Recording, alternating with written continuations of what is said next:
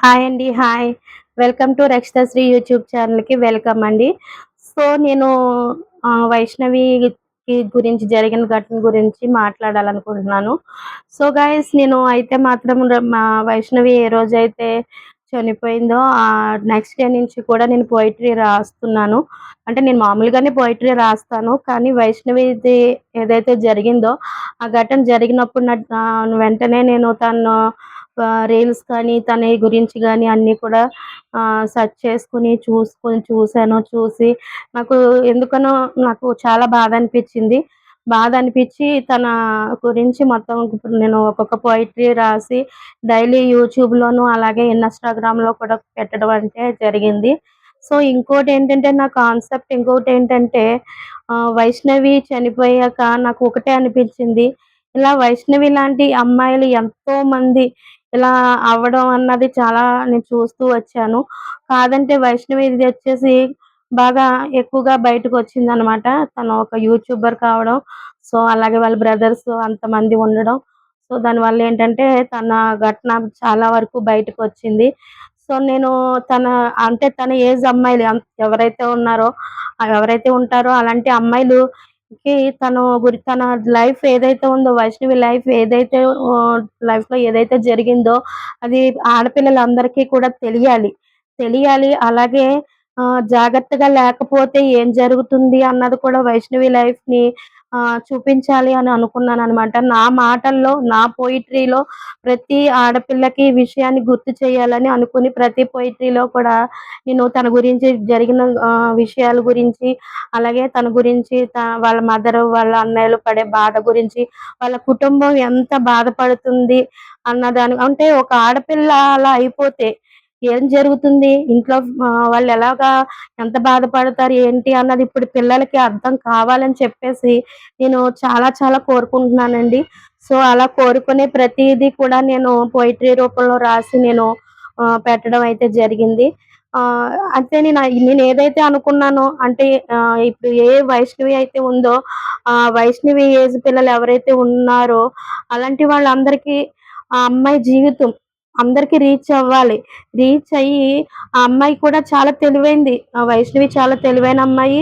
Plus ఇంకోటేంటంటే తను చిన్నప్పటి నుంచి కూడా యూట్యూబ్‌లో మేమంటే ఇంకా పెద్ద పెద్ద వాళ్ళం అయ్యాక యూట్యూబ్ అన్నది రన్ చేస్తున్నాం. కానీ తను చిన్నప్పటి నుంచి కూడా యూట్యూబ్ అన్నది రన్ చేస్తుంది. అలాగే అంటే బాగా తనకంటూ ఒక స్కిల్స్ ఉన్నాయన్నమాట. స్కిల్స్ ఉన్న అమ్మాయి. అలాగే అందరూ అన్నదమ్ములతో పాటు తనకు కూడా ఒక తమ్ముడిలాగా, ఒక అబ్బాయిలాగా పెరిగింది. ఇంట్లో వాళ్ళందరికీ కూడా చాలా చాలా ధైర్యం చెప్పేదని వాళ్ళ మదర్ చెప్తుంటే నేను వీడియోస్‌లో చూసాను. చాలా ధైర్యం చెప్పేదంట. పైగాని ఆ అమ్మాయి చనిపోయే రోజు కూడా ముందు రోజు నైటు వాళ్ళ మదర్‌తో చెప్పిన మాటలేంటంటే, "అమ్మ నువ్వెందుకు బాధపడుతున్నావు? బాధపడకు నేనున్నాను. నేను యూట్యూబర్‌ని అవుతున్నాను. నేను చూసుకుంటాను. నాన్నకి ఆపరేషన్ కంటి ఆపరేషన్ చేయిస్తాను. ఎల్‌వి ప్రసాద్ హాస్పిటల్‌లో ఎక్కడో ఆపరేషన్ చేయిస్తానని" చెప్పిందంట. అలాగే ఆళ్ళ అన్నదమ్ముల గురించి కూడా మాట్లాడిందంట. వాళ్ళందరికీ వాళ్ళందరికీ నేనున్నాను కదా! నేను చూసుకుంటాను వాళ్ళందరిని. ఒకళ్ళనెవరినో బయటికి ఎక్కడికో దూరం దేశాలెక్కడికో పంపిందాము అని కూడా అందంట. అందుకు నేను సాయంగా ఉంటాను. మీ అందరికి నేను తోడుగా ఉంటాను. నేను చూసుకుంటాను అని కూడా చెప్పిందని వాళ్ళ మదర్ చెప్పి చాలా బాధపడుతున్నారు, ఏడుస్తున్నారు. నేనవన్నీ చూసాను. నేననేదేంటంటే ఆడపిల్లలు చాలా తెలివిగా ఉంటున్నారు, చదువుతున్నారు. చాలా మంచి మంచి తెలివితేటలుంటున్నాయి. అన్నీ బానే ఉంటున్నాయి. కానీ ఎక్కడో ఒక్క రాంగ్ స్టెప్పు వేస్తున్నారు. వేయకుండా ఉండట్లేదు. వేస్తున్నారు. వేయడం వల్లనే ఏంటంటే వాళ్ళు కోల్పోతున్నారు. పేరెంట్స్ కూడా బిడ్డలు కోల్పోయి కడుపు కోతతో బాధపడాల్సిన పరిస్థితులు కూడా వస్తున్నాయి. మరి యూట్యూబ్ ఇప్పుడు వైష్ణవి ఉంది. చాలా తెలివైన అమ్మాయి. ఆహ్, అన్నదమ్ములకు కూడా ఎంతో ఇదిగా పక్కన నేనున్నాను. నేను చూసుకుంటానని ధైర్యం చెప్పే అంత కెపాసిటీ ఉన్న అమ్మాయి. వాళ్ళ అన్నదమ్ములు కూడా చెప్తున్నారు. ఇద్దరు ముగ్గురైనా ఎవరైనా వస్తే కూడా లాగిపెట్టి తన్నగలిగే అంత కెపాసిటీ ఉన్న అమ్మాయి అని కూడా వాళ్ళు చెప్తున్నారు. అంత కెపాసిటీ ఉన్న అమ్మాయి, అంత తెలివితేటలు ఉన్న అమ్మాయి ఒకే ఒక రాంగ్ స్టెప్పు. అంటే ఆ అమ్మాయి ఏసిందా? లేకపోతే వాళ్ళ పేరెంట్స్ ఏసారా? అన్నది విషయం ఎవరికీ క్లారిటీ లేదిక్కడ. కాబట్టి ఎవరం కూడా వాళ్ళ వాళ్ళ అదే పేరెంట్స్ చేసారని గాని, లేపోతే ఆ అమ్మాయే రాంగ్ స్టెప్ ఏసిందని గాని మనం ఎవరం మాట్లాడకూడదు. ఎందుకంటే అసలు విషయం, అసలు నిజం ఎవ్వరికీ తెలీదు. ఒక్క వాళ్ళ కుటుంబంలో వాళ్ళకి తప్ప ఎవ్వరికీ తెలీదు. ఆ అమ్మాయి చేసిందా? లేకపోతే వాళ్ళ ఇంట్లో వాళ్ళు చేశారా? ఇంకా ఏం జరిగింది అన్నది కూడా పూర్తిగా క్లారిటీగా ఎవ్వరికీ ఏది తెలీదు. తెలీదు కాబట్టి మనం ఎవరం కూడా ఆ పర్సనల్ ఇష్యూ దగ్గరికి వెళ్ళకూడదు కూడాని. సో ఏం జరిగినా, ఎలా జరిగినా ఆ అమ్మాయి అయితే మాత్రం ఆ అబ్బాయిని హరి అన్న అబ్బాయిని పెళ్లి చేసుకోవడం జరిగింది. ఇక్కడ పెళ్లి చేసుకోవడం జరిగింది అంటే కారణం ఏంటి అంటే, ఆ అమ్మాయి వాళ్ళ మదర్‌తో ఒక వీడియో పెట్టింది. ఆ వీడియోలో నేను చూసిందేంటంటే, ఆ అమ్మాయి వాళ్ళ మదర్‌తో ఏమందంటే, "నేను ఒక 2 సంవత్సరాల వరకు పెళ్లి చేసుకోను అన్నాను. కానీ నువ్వు పెళ్లి చేసుకో అన్నావు. పెళ్లి మీరు ఇంకొకళ్ళెవరో చెప్తుంది. సో, మీరు చేశారు. నేను చేసుకోను మొర్రో అంటే మీరు చేశారు. ఈరోజు చూడు వాడేం జేస్తున్నాడో" అని చెప్పేసి ఆ అమ్మాయి అన్న వీడియో ఒకటి బయట పెట్టారు. సో, నేను ఆ వీడియోని కూడా వాచ్ చేశాను. సో, ఇక్కడ నాకర్థమైందేంటంటే పేరెంట్స్ వాళ్ళు అంటే నా అబ్బాయి ఇష్టపడి నేను చచ్చిపోతానని ఏదో గడ్డి మందేదో తాగేసాడంట. తాగేత్తే హాస్పిటల్‌లో వీళ్ళే జాయిన్ జేశారు. సో, ఇంతలా ప్రేమిస్తున్నాడు కాబట్టి మా చెల్లెల్ని చూసుకుంటాడనుకున్నాము. నా కూతుర్ని చూసుకుంటాడనుకున్నాము. అందుకని ఇచ్చి పెళ్లి చేసాము అని చెప్పేసి వాళ్ళు మదర్ గాని, వాళ్ళ అన్నదమ్ములు గాని చెప్పడం అయితే నేను 2 వీడియోస్ కూడా చూసానండి. సో, ఇక్కడ ఏమైందంటే నమ్మారు.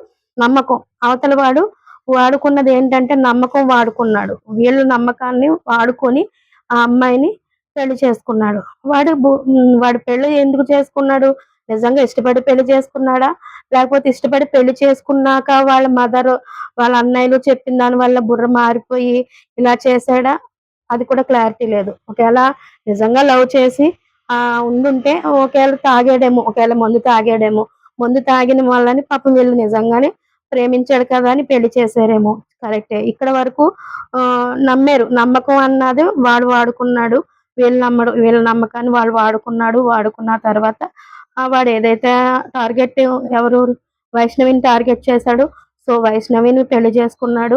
నిజంగా ప్రేమించినోడైతే ఫస్ట్ ప్రెగ్నెన్సీనే ఉంచేవాడు. నిజంగా ప్రేమించి ఉండుంటే కనుక హరి అన్న అబ్బాయి నిజంగా ఫస్ట్ ప్రెగ్నెన్సీనే ఉంచేవాడు. ఆ ప్రెగ్నెన్సీని తీయించేవాడు కాదు.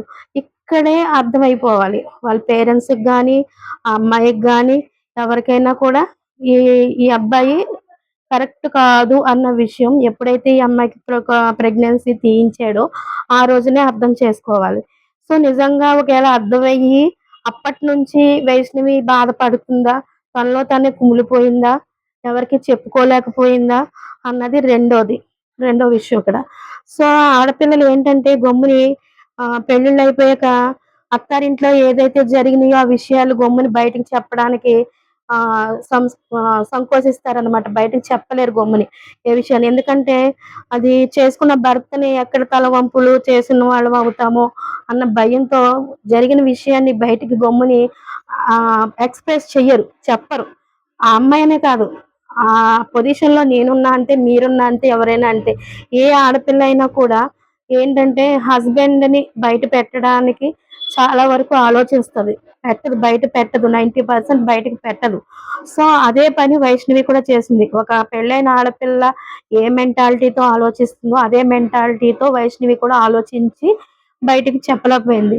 కానీ లాస్ట్ మినిట్‌లో మొత్తం మీద ఎప్పుడో తల్లి దగ్గరైతే చెప్పిందని మాత్రం అర్థమైంది నాకు.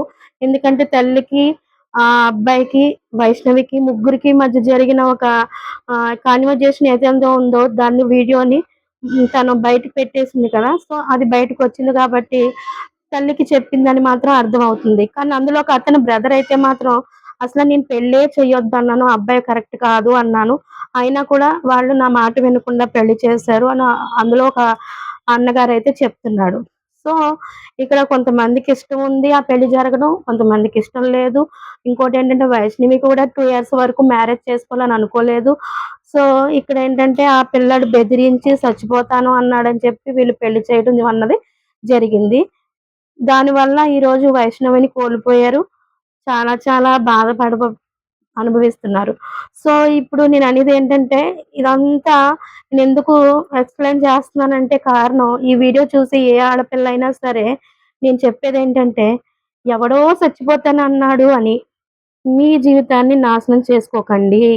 వాడు ఉంటాడో, చచ్చిపోతాడో, ఇంకోటి ఏదో అవుతాడు మీకు అనవసరం.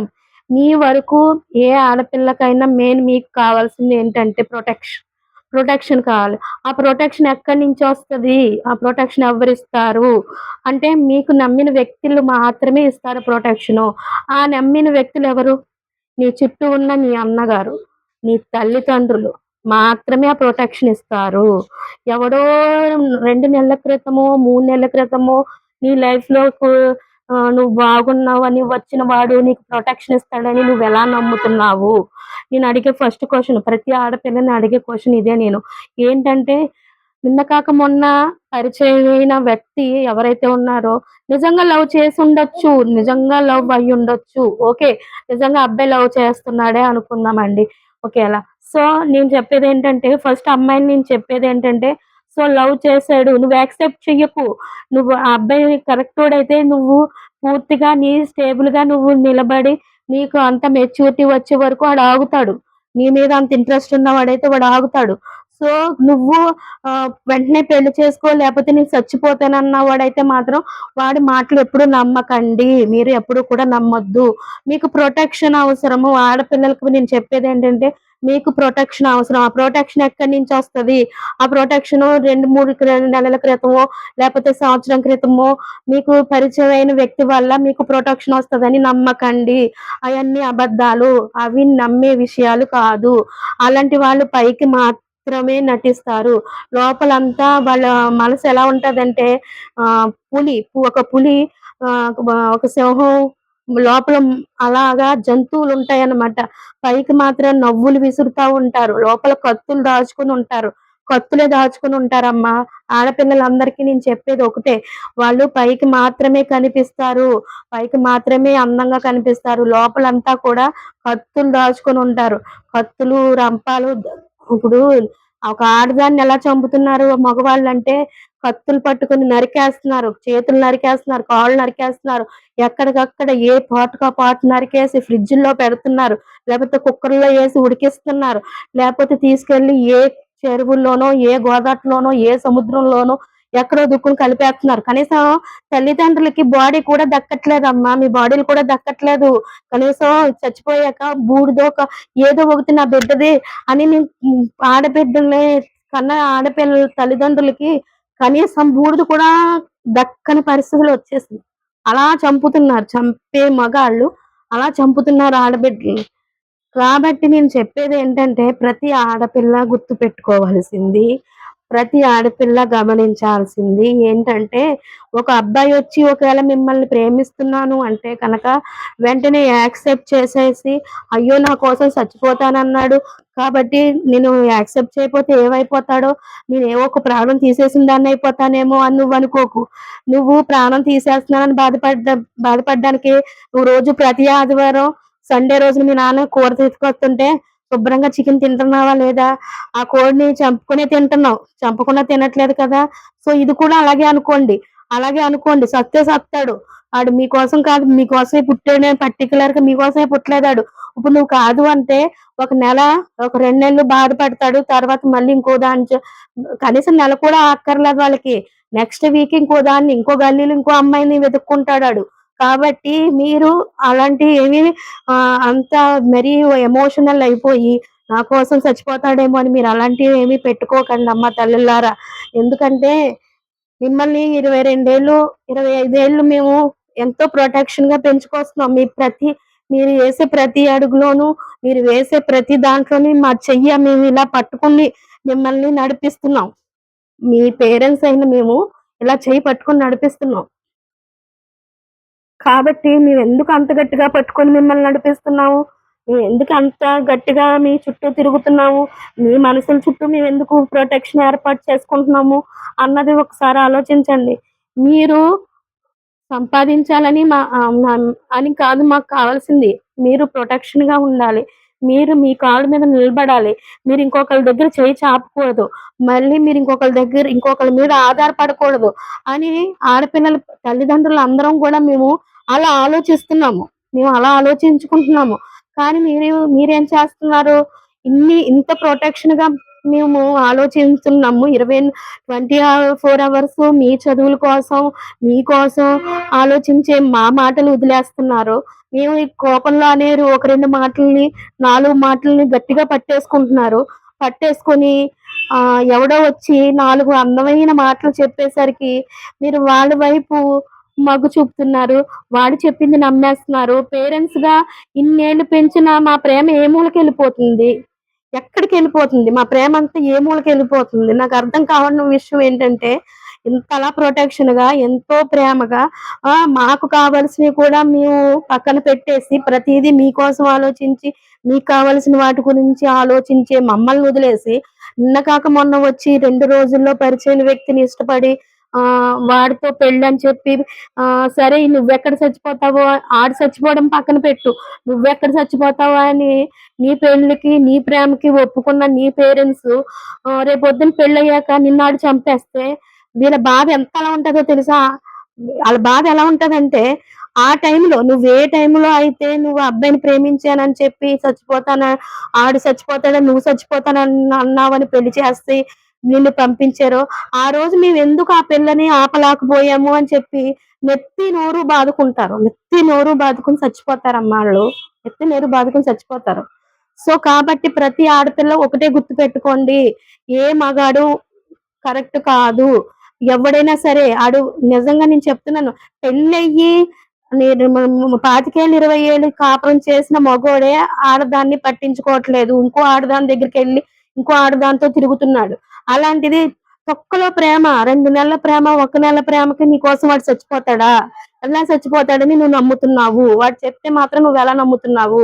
25 ఏళ్ళు కాపురం చేసిన మొగోడు పెళ్ళాన్ని పక్కనెట్టేసి ఇంకో దాంతోని తిరుగుతున్నప్పుడు ప్రేమించి నిన్ను పక్కన పడేసి ఇంకో దానితో తిరగడని నువ్వెలా నమ్ముతున్నావు? చదువుకుంటున్నారు కదా అమ్మా! చదువుకుంటున్నప్పుడు కొంచెం ఆలోచించండి. బుర్ర పెట్టి ఆలోచించండి. ఎవడు ఎవరి కోసం చచ్చిపోరు. నీకంటూ ప్రాణం ఇచ్చి, నీకంటూ నీ ఫ్యామిలీ మాత్రమే నీ గురించి, నీ ప్రొటెక్షన్ గురించి అన్నీ ఆలోచిస్తాది.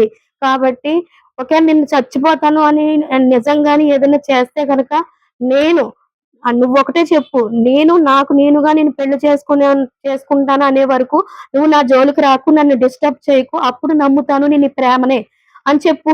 ఆడు నిజంగా ఎన్నాళ్ళు వెయిట్ చేస్తాడని నేను చూస్తాను. మీరు ఆడపిల్లలు అదే గుర్తుపెట్టుకోండి. ఎవడొచ్చి నేను పెళ్లి చేసుకుంటాను, నిన్ను ప్రేమిస్తున్నాను, నేను చచ్చిపోతాను అంటే గనక ఇదే మాట చెప్పండి. నా కాళ్ళ మీద నేను నిలబడి నాకు పెళ్లి చేసుకోవాలనిపించినప్పుడు పెళ్లి చేసుకుంటాను. అప్పుడు దాకా నువ్వు ఉంటానంటే ఉండు, లేకపోతే చచ్చిపో అని చెప్పండి. ఎంతమంది మగోళ్ళు ఉంటారో నేను కూడా చూస్తాను. నేను ఆవేశపడి చెప్పట్లేదమ్మా. నేను ఒక ఆడపిల్ల తల్లినే. సో, ఒక ఆడబిడ్డ ఇంట్లో చనిపోతే ఆ తల్లి ఎంత నరకం అనిపింతది, ఎంత బాధ అనిపింతదనేది వైష్ణవి ఆళ్ళ తల్లి ఏడుస్తుంటే మీరు చూసారో లేదో చూడండి. ఒక్కసారి ప్రతి ఆడపిల్ల కూడా వైష్ణవి రీల్స్ అన్నీ చూడండి. వాళ్ళ అమ్మతో తను గడిపిన క్షణాలు చూడండి. వాళ్ళ అన్నయ్యలతో గడిపిన క్షణాలు చూడండి. ఈరోజు ఆ అమ్మాయి పెళ్లి ఒక ఒక కడుపుతో ఉంది. ఒక బిడ్డను జన్మించే టైంలో చచ్చిపోయింది. ఆ అమ్మాయి ఒక్క 4, 5 నెలలు ఆగితే ఒక బేబీ పుట్టి తను ఎంతో హ్యాపీగా తల్లయ్యి ఎంతో ఆనందంగా బ్రతకాల్సిన టైంలో చనిపోయింది ఆ అమ్మాయి. సో, ఆహ్, అసలా ఇంట్లో ఆళ్ళ బాధలు మనమైతే ఎవరం కూడా పోగొట్టలేము. కాదంటే నేను చెప్పేదేంటంటే, ఆ వైష్ణవిది ఘటన ఏదైతే ఉందో, ఆ అమ్మాయి గురించి ప్రతి విషయం, ప్రతీదీ కూడా క్షుణ్ణంగా ప్రతి ఆడపిల్ల తెలుసుకోండి, చూడండి. చూస్తే మీ జీవితాలు అలా జరగకుండా ఉండడానికి మీరెంత జాగ్రత్తగా ఉండాలో మీకు తెలుస్తది. అందుకని చూడమని చెప్తున్నాను. సో, తప్పకుండా చూస్తారు. ఈ అక్క చెప్పింది వింటారు అని అనుకుంటున్నాను తల్లి. ప్రతి ఆడపిల్లకి చెప్పేది ఇదే. ప్రతి ఆడపిల్ల తల్లిదండ్రులకు కూడా ఒకటే చెప్తున్నాను. ఎవడో వచ్చి మీ అమ్మాయిని ఇమ్మని నేను చచ్చిపోతానంటే మీరు కూడా నమ్మొద్దండి. ఎవరు కూడా అలాంటి పనులు చేయొద్దు. ఎవరి కోసం చచ్చిపోరు. ఎవరు నమ్మకండి అలాంటి మాటలు. సరేనా అండి? నమస్తే.